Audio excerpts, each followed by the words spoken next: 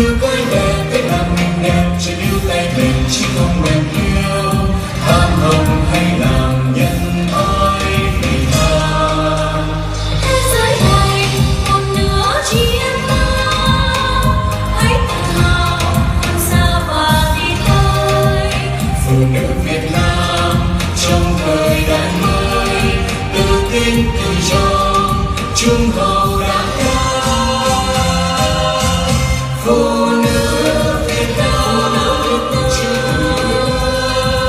vẫn đất kiên trì trước những khó khăn, vượt cả một mình những chức vinh quang, thần năng có công vì nhà Việt nữa, truyền thống sáng ngời chừng chiều đông xưa. Phụ nữ Việt Nam cho giỏi tài đất, góp sức xây dựng nước nhà yên lên. Nguyện vì lời dạy của bác khi xưa cho đời tin vâng anh hùng bất khuất, sáng giữa tên bằng phụ nữ Việt Nam.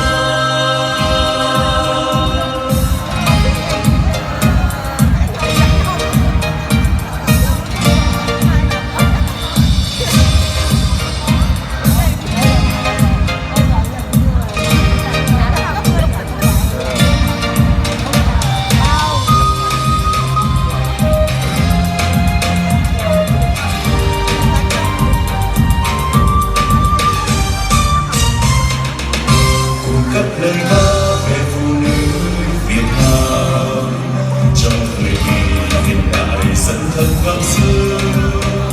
Yêu cái đẹp biết làm mình đẹp, chỉ yêu tay mình chỉ không mềm yêu.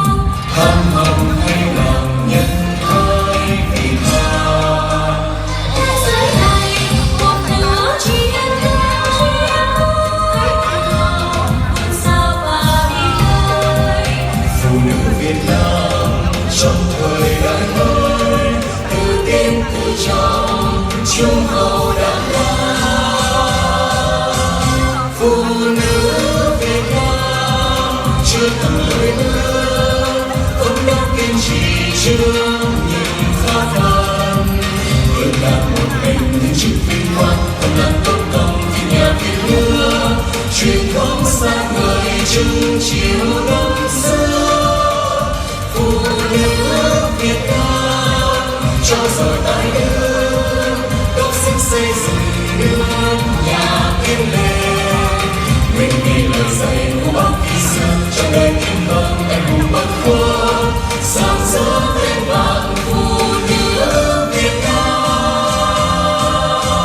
Phụ nữ Việt Nam chưa từng hứa, vẫn đang kiên trì trước những khó khăn, vượt cả một mình những chức vinh quang, thầm lặng có công vì nhà Việt nữa, truyền thống sáng ngời chừng chiều đông xưa. Phụ nữ Việt Nam cho giỏi tài đức, góp sức xây dựng nước nhà yên lên. Nguyện vì lời dạy của bác khi xưa cho đời tin vâng anh hùng bất khuất, sáng giữa tên bằng phụ nữ Việt Nam.